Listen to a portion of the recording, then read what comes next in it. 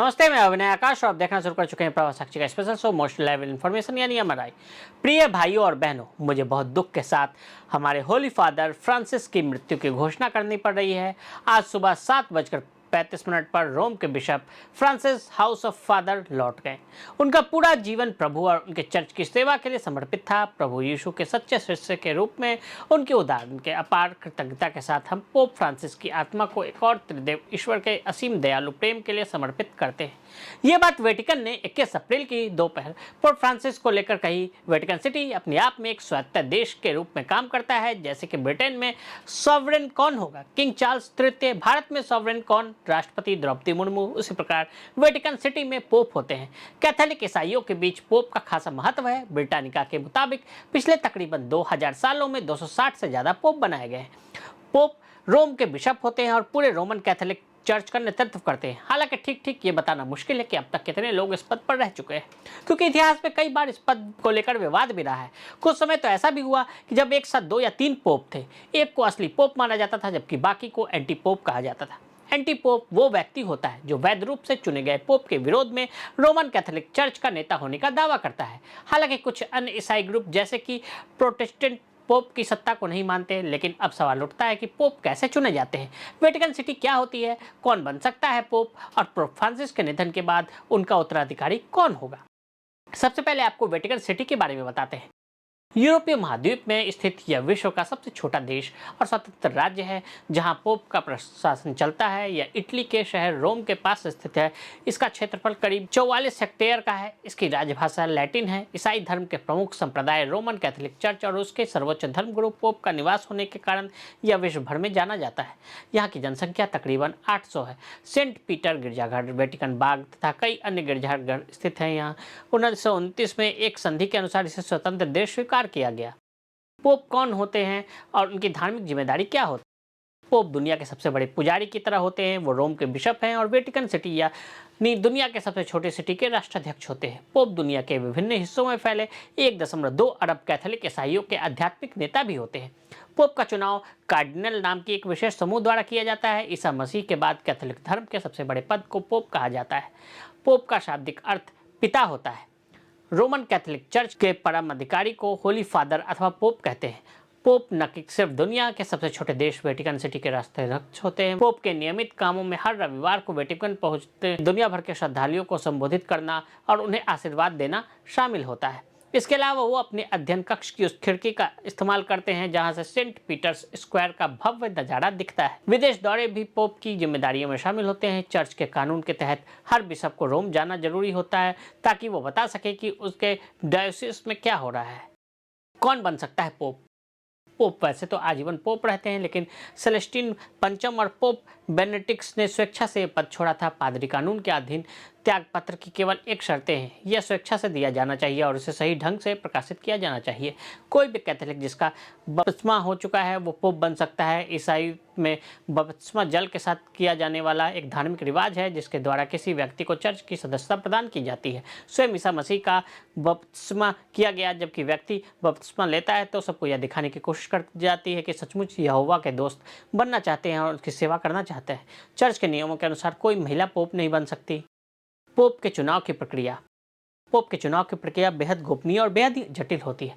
Church के नियमों के अनुसार पोप के चुनाव में कार्डिनल वोट करते हैं। नियमों के तहत 80 साल से कम उम्र के कार्डिनल ही नए पोप के चुनाव में मत दे सकते हैं। इनकी संख्या 115 होती है। चुनाव वेटिकन सिटी में चैम्बरलिन चर्च के मार्गदर्शन में सिस्टीन चैपल में होता है। किसी कार्डिनल की 2/3 वोट मिलने तक मतदान होता है। पोप बनने के लिए 77 कार्डिनल्स के वोट मिलने चाहिए। चुनाव में कागज के मतपत्रों का इस्तेमाल किया जाता है। इसकी गिनती भी हाथों से की जाती है। यह मतदान गुप्त होता है। चुनाव के लिए 3-3 कार्डिनल्स के 3 समूह बनाए जाते हैं। पहला समूह स्क्रूटनियर्स बैलेट गिनता है। दूसरा रिवाइजर दोबारा गिनती करता है। तीसरा समूह इन्फर्मी अन्य कार्डिनल्स से बैलेट जमा करता है। हर कार्डिनल दिन में 4 बार वोट डालते हैं। स्क्रूटनियर पर बैलेट गिनकर दूसरे प्लेट में रखा जाता है। तब यह सुनिश्चित किया जाता है कि सभी कार्डिनल्स ने वोट दे दिए हैं। हर बैलेट में एक स्क्रूटनियर नाम नोट करके दूसरे को देता है। दूसरे का भी यही काम है। तीसरा स्क्रूटनियर हर नाम को जोर जोर से कॉन्क्लेव में बोलता है और प्रत्येक मत को सुई की सहायता से एक धागे में पिरोता है। हर चरण के मतदान के बाद मतपत्रों पर विशेष रसायन डालकर भट्टी में डाला जाता है, जिसका काला या सफेद धुआं चिमनी से बाहर निकल आता है। यदि चिमनी से काला धुआं निकलता है तो इसका मतलब यह है कि चुनाव प्रक्रिया अभी चल रही है, निर्णय नहीं हुआ है। सफेद धुआं होने पर संकेत मिलता है कि पोप का चयन हो गया है। नए पोप के चुनने के बाद वो अपने नाम का चयन करते हैं। नए पोप मिल गए हैं कि घोषणा के बाद नए पोप बेसिलिका की बालकनी में आते हैं और बालकनी में पोप पहले से निर्धारित कपड़े पहन कर आते हैं। बाहर हजारों लोग उनकी एक झलक पाने के लिए खड़े होते हैं। पोप संसार भर में करीब 1 अरब 20 करोड़ कैथोलिक ईसाइयों के धर्मगुरु होते हैं। भारत की उपस्थिति महत्वपूर्ण। अगले पोप के चुनाव में 2 भारतीय कार्डिनल्स को वोट देने का अधिकार होगा, जिसमें इस महत्वपूर्ण निर्णय प्रक्रिया में भारत की उपस्थिति महत्वपूर्ण हो जाएगी। 79 वर्षीय कार्डिनल जॉर्ज एलिंचुरी साइरो मालाबार के कैथोलिक चर्च के प्रमुख आर्कबिशप हैं, जो भारत के सबसे बड़े कैथोलिक समुदायों में से एक है। हालांकि उन्होंने 19 अप्रैल 2025 को 80 वर्ष के हो जाने के बाद अपना वोट देने का अधिकार खो दिया। 51 वर्षीय कार्डिनल जॉर्ज कुवाकट को बीते दिसंबर में कार्डिनल्स के कॉलेज में नियुक्त किया गया। एलिंचुरी के विपरीत कुवाकोड को एक वेटिकन राजनयिक और इंटर रिलीजियस डायलॉग के प्रमुख हैं, जो पोप के दौरे और वैश्विक धार्मिक नेताओं के साथ संबंधों की जिम्मेदारी निभाते हैं। कौन हो सकता है उत्तराधिकारी? सबसे आगे चलने वाले उम्मीदवारों की पृष्ठभूमि और वैचारिक दृष्टिकोण अलग अलग है, इसलिए कॉन्क्लेव की अंतिम चुनाव चर्चा के भविष्य की दिशा को बदल सकता है। Cardinal Pietro Parolin, Italy. 70 वर्षीय इतालवी cardinal Pietro Parolin pope Francis के विदेश मंत्री और वर्तमान में उनके उत्तराधिकारी बनने के लिए सबसे मजबूत दावेदार हैं। उन्हें 10 साल पहले अमेरिका क्यूबा के बीच संबंधों में आई दरार और 2018 के वेटिकन चीन समझौते में मध्यस्थता के लिए जाना जाता है। अमेरिकी कैथोलिक ने कहा कि वर्तमान भू राजनीतिक अस्थिरता को देखते हुए कार्डिनल निर्वाचकों को एक राजनयिक की आवश्यकता महसूस हो सकती है। Cardinal Luis Antonio Tagle, Philippines. 67 वर्षीय Filipino cardinal Luis Antonio Tagle 90 समय से वेटिकन पर नजर रखने वालों एक प्रमुख पाप बिली रहे हैं। अमेरिकी कैथोलिक ने कहा है कि वो मीडिया प्रेमी, करिश्माई और खुशमिजाज हैं। यदि वे निर्वाचित होते हैं तो वो पहले एशियाई पोप होंगे और इतिहास में पहले कम से कम एडियन चतुर्थ के बाद सच्चे रूप से धारा प्रवाह अंग्रेजी बोलने वाले पोप होंगे। एडियन चतुर्थ हॉर्कशायर में पैदा हुए थे और 1150 के दशक में इस पद पर थे। कार्डिनल पीटर टर्कसन, घाना। बहुभाषी बाइबल विद्वान 76 वर्षीय कार्डिनल पीटर टर्कसन को आकर्षक और मृदुभाषी बताया गया। लंबे समय से उन्हें इस पद की दौड़ में अग्रणी रूप से बने हुए हैं। हालांकि समलैंगिकता, पारिस्थितिकी और सामाजिक न्याय पर अपने अपेक्षाकृत उदार विचारों ने उन्हें अपने ही देश घाना में कुछ साथी कार्डिनल्स और बिशपों के साथ मतभेद पैदा कर दिया था।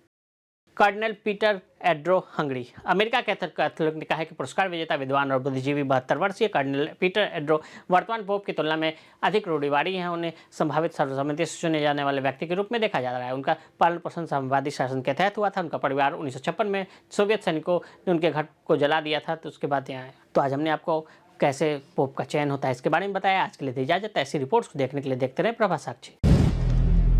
अगर आप भी लेना चाहते हैं देश दुनिया की तमाम जानकारी तो आज ही सब्सक्राइब करें हमारे चैनल को। साथ ही नीचे दिए बेल आइकन को जरूर दबाएं ताकि हर अपडेट आप तक पहुंच सके।